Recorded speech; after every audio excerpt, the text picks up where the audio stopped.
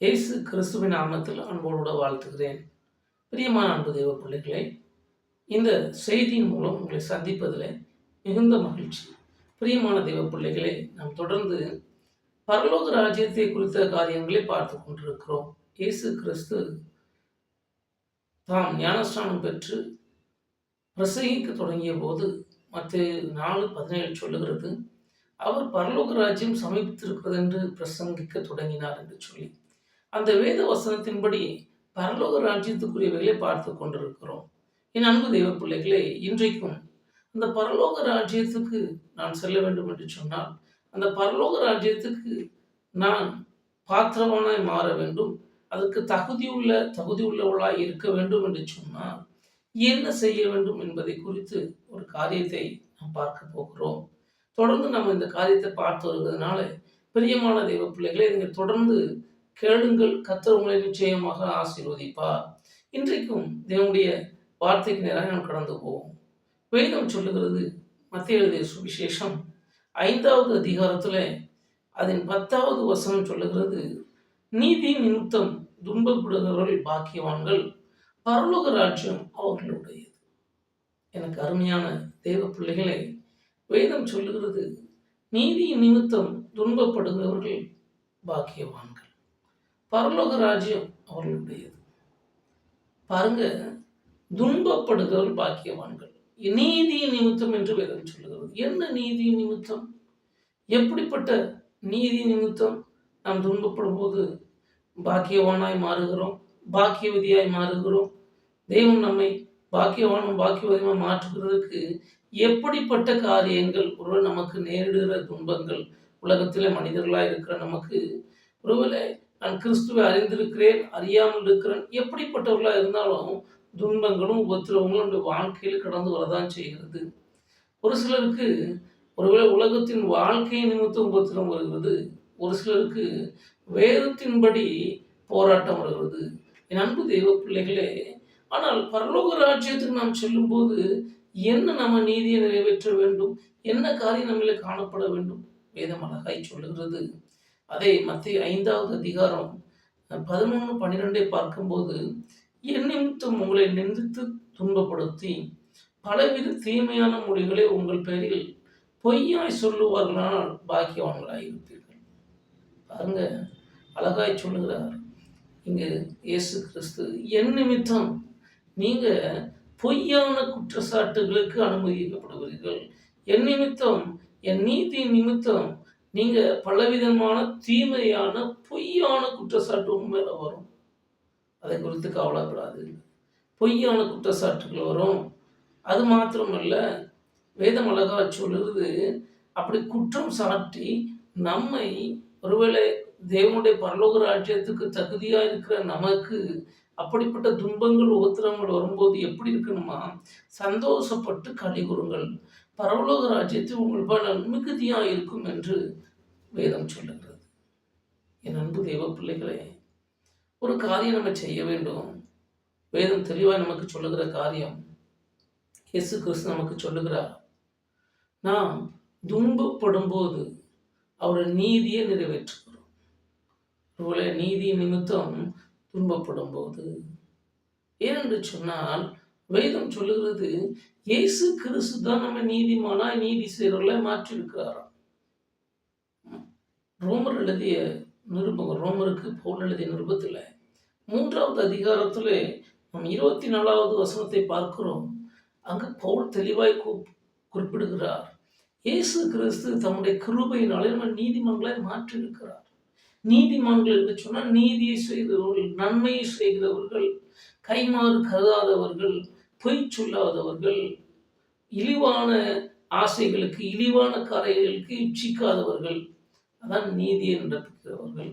இங்கு அதைத்தான் பவுல் சொல்லுகிறார்.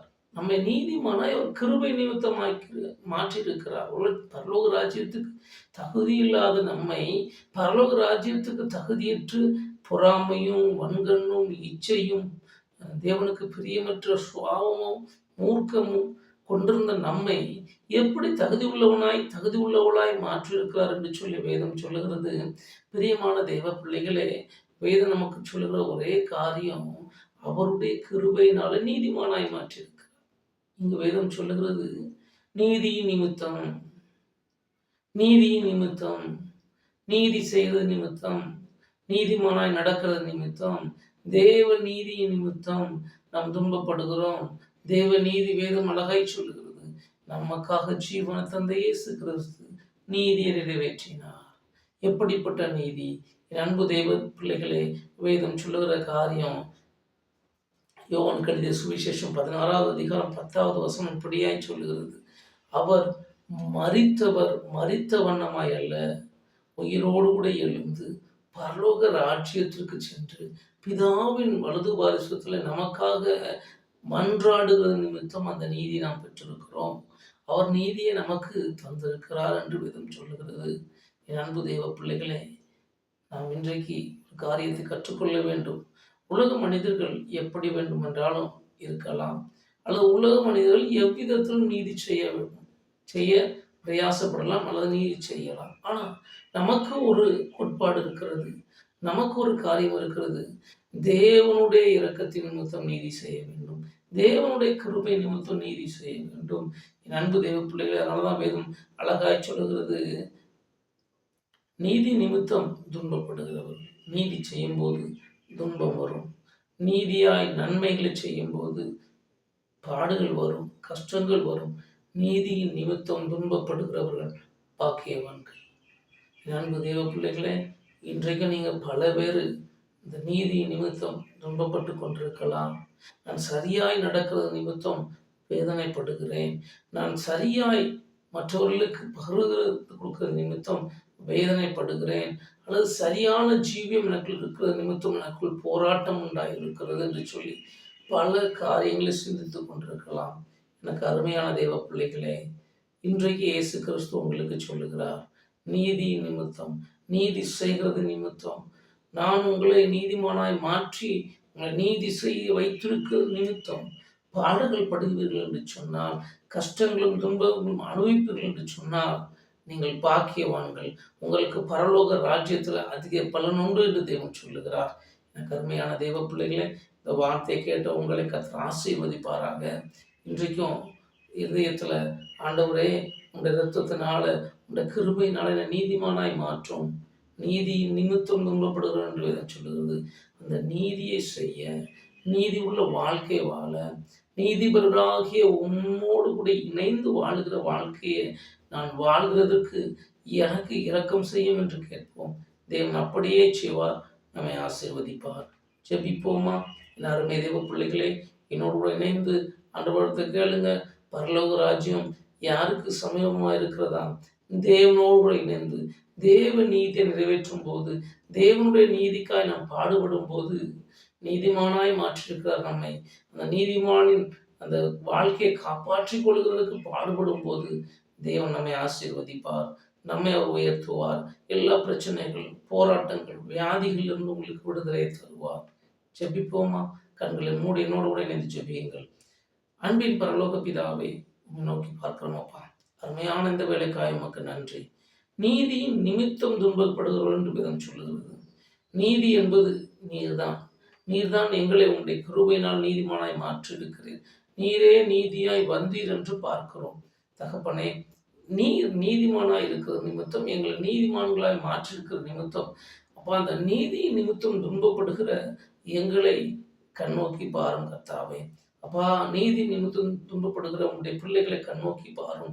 எத்தனை பிள்ளைகள் தங்கள் இருதயத்தில், ஆண்டவரே நான் உண்மையாக நடக்கிறேன், மெய்யானவைகள் தான் பேசுகிறேன், குடும்பத்திலும் உண்மையாக இருக்கிறேன், வேலை ஸ்தலங்களிலும் உண்மையாக இருக்கிறேன், நான் என் எஜமானுக்கு பொய் சொல்லுகிறதில்லை, ஆனாலும் உபத்திரவம் எனக்கு வருகிறது, வேதனை எனக்கு வருகிறது, பல பாடுகளின் நிமித்தம் என் இருதயம் சோர்ந்து போய் இருக்கிறது என்று சொல்லுகிற ஒவ்வொரு பிள்ளைகளையும் கர்த்தர் கண்ணோக்கி பார்ப்பீராக.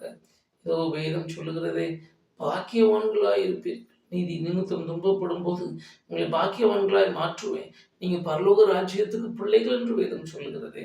இப்பொழுதும் தகப்பனை, உங்களுடைய பரலோக ராஜ்யத்துக்கு பிள்ளையாகவும், இந்த உலகத்திலே பாக்கியம் பெற்ற ஒரு பிள்ளைகளாகவும், இந்த உலகத்தின் நன்மைகளால் மாத்திரமல்ல, உன்னதத்தின் நன்மையினாலும் திருப்தியானவர்களாய் கர்த்தர் மாற்றுவீராக.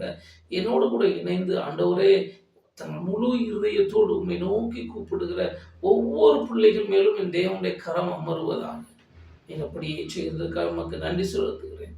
ஒவ்வொருவரையும் உடைய கருத்திலே தருகிறேன். இன்னொருவரை இணைந்து ஜெபிக்கிற ஒவ்வொரு பிள்ளைகளையும் உடைய கருத்தில் தருகிறேன். கர்த்தாவே, நீதியை நிறைவேற்றி, நீதியின் நிமித்தம் பாடுபடுகிறது நிமித்தம் கர்த்தரை மையப்படுத்த, சந்தோஷமாய் அந்த பாடுகளை ஏற்றுக்கொள்ள தேவன் கிருபை செய்வீராக. நீர் அப்படி செய்கிறவனுடைய கிருபைகளுக்காக எமக்கு ஸ்தோத்திரம். ஒவ்வொருவரையும் ஆசீர்வதியும். நீரே அப்பா ஒவ்வொருடைய வாழ்க்கையும் புது சிருஷ்டியாய் மாற்றி, புது வாழ்க்கையாய், நன்மை உள்ள வாழ்க்கையாய் மாற்றும். நீர் அப்படியே செய்கிறதுக்காக எமக்கு நன்றி செலுத்துகிறேன். ஆசீர்வதியும். இயேசுவின் நாமத்தில் பிதாவே, ஆமென். பிரியமான தெய்வ பிள்ளைகளே, தேவன் நம்முடைய ஜெபத்தை கேட்டிருக்கிறார். மாத்திரமல்ல, நிச்சயமாக கர்த்தருக்கென்று நாம் நீதிமான்களாய் பிரகாசிப்போம். கர்த்தர் நம்மை ஆசீர்வதிப்பார். God bless you.